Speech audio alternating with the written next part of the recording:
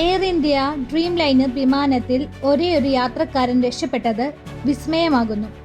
British പൗരത്വമുള്ള India വംശജൻ Vishwas Kumar Ramesh emergency exit സമീപത്തുള്ള സീറ്റായ 11A ഇരുന്നിരുന്നതെന്നും ഒപ്പം സഞ്ചരിച്ച സഹോദരൻ മരണപ്പെട്ടു എന്നും എല്ലാ വാർത്തയിൽ വന്നു.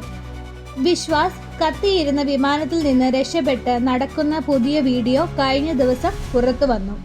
ഇതോടെ സോഷ്യൽ മീഡിയയിൽ പലതരത്തിലുള്ള ഗൂഢാലോചന സിദ്ധാന്തങ്ങൾ പ്രചരിക്കുവാൻ തുടങ്ങി.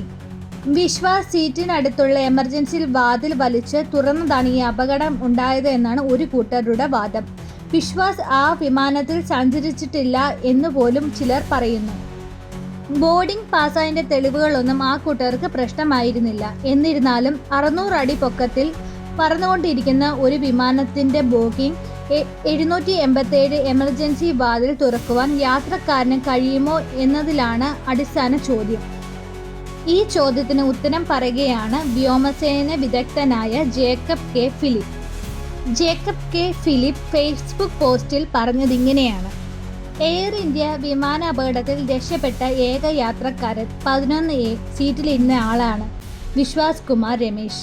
സീറ്റിനടുത്തുള്ള എമർജൻസി വാതിൽ വലിച്ചു തുറന്നതാണ് ഈ അപകടമെന്നുണ്ടാകിയതെന്ന് ഞെട്ടിക്കുന്ന വെളിപ്പെടുത്തൽ കുറെ സമൂഹ മാധ്യമത്തിൽ പോസ്റ്ററുകളിലും കണ്ടതുകൊണ്ട് ഈ കുറിപ്പ്.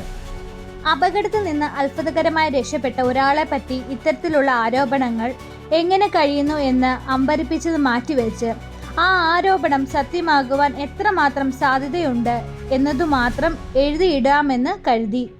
600 അടി പൊക്കത്തിൽ പറന്നുകൊണ്ടിരിക്കുന്ന ഒരു വിമാനത്തിന്റെ ഈ സംഭവത്തിൽ ബോയിംഗ് 787 എമർജൻസി വാതിൽ തുറക്കുവാൻ യാത്രക്കാരന് കഴിയുമോ എന്നതിലാണ് അടിസ്ഥാനപരമായ ചോദ്യം. കഴിയില്ല എന്നത് തന്നെയാണ് ഉത്തരം. എന്തുകൊണ്ട് കഴിയില്ല എന്നതിന്റെ ചുരുക്കത്തിലുള്ള ഉത്തരം ഇതാ: പറക്കലിനിടയിൽ ഒരു കാരണവശാലും തുറക്കാതിരിക്കുവാനും അല്ലെങ്കിൽ തുറന്നു പോകാതിരിക്കുവാനുമുള്ള പല സുരക്ഷാ സംവിധാനങ്ങളോടെയാണ് എല്ലാ വിമാനങ്ങളും നിർമ്മിക്കുന്നത്. ക്യാബിനുള്ളിൽ ഉയരുന്ന വായുമർദ്ദനമാണ് ആദ്യത്തേത്. അന്തരീക്ഷവുമായുള്ള മർദ്ദനം മുകളിലേക്ക് പോകും തോറും കുറഞ്ഞു വരും എന്നറിയാമല്ലോ. മനുഷ്യർക്ക് ശ്വസിക്കുവാൻ ബുദ്ധിമുട്ടുണ്ടാകുന്ന തരത്തിൽ ഈ മർദ്ദനമുണ്ടാകുന്ന പരിഹാരവുമായി വിമാനത്തിനുള്ളിൽ വായുമർദ്ദനം എപ്പോഴും കൂട്ടിവെക്കും. അകത്തേക്ക് തുറക്കുന്ന മട്ടിൽ ഘടിപ്പിച്ചിരിക്കുന്ന വിമാനവാതിലിന്മേൽ ഈ മർദ്ദന വ്യത്യാസം മൂലം എല്ലായ്പ്പോഴും പുറത്തേക്കുള്ള നല്ല തള്ളലുണ്ടാകും. വാതിൽ വലിച്ചു തുറക്കുന്നത് മനുഷ്യസാധ്യമല്ലാതെയാകുന്ന ഈ തള്ളൽ എത്രയാണെന്ന് നോക്കൂ. അകത്തെ വായുവിന്റെ മർദ്ദനം പുറത്തെ അന്തരീക്ഷ മർദ്ദനത്തിനേക്കാൾ 1 PSA കൂടുതലാണെന്ന് കരുതുക.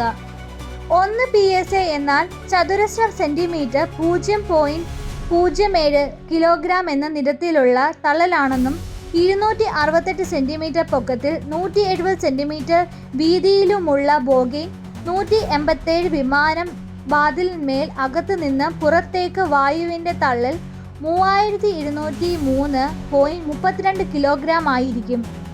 3 ടണ്ണിലേറെ ബലത്തിൽ വാതിൽ പിടിച്ചു വലിക്കുവാൻ കഴിയുന്ന യാത്രക്കാരില്ലാത്തിടത്തോളം കാലം പേടിക്കേണ്ടതില്ലെന്ന് അർത്ഥം. വിമാനം മുകളിലേക്ക് കയറും തോറും അകത്തും പുറത്തും തമ്മിൽ ഈ മർദ്ദന വ്യത്യാസം ഏറിക്കൊണ്ടിരിക്കുകയും വാതിലിന്മേലും അകത്തു നിന്നും പുറത്തേക്കുള്ള തള്ളൽ ഭീമമായും അതിഭീമമായും കൊണ്ടിരിക്കുകയും ചെയ്യും.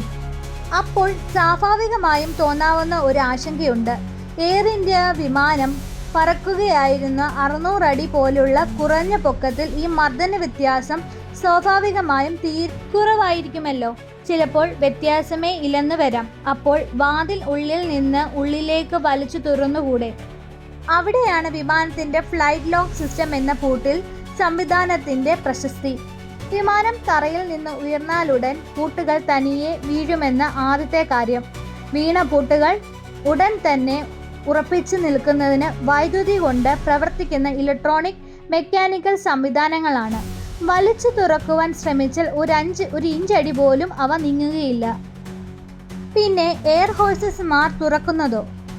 പറക്കുന്നതിനിടയിൽ തുറക്കുവാൻ അവർക്കും കഴിയില്ല. വിമാനത്താവളത്തിൽ നിർത്തിയിട്ടിരിക്കുമ്പോൾ ക്യാബിൻ ക്രൂ ഈ വാതിലുകൾ തുറക്കണമെന്ന് കൃത്യമായി പഠിച്ചിട്ടുള്ളതുകൊണ്ടാണ്.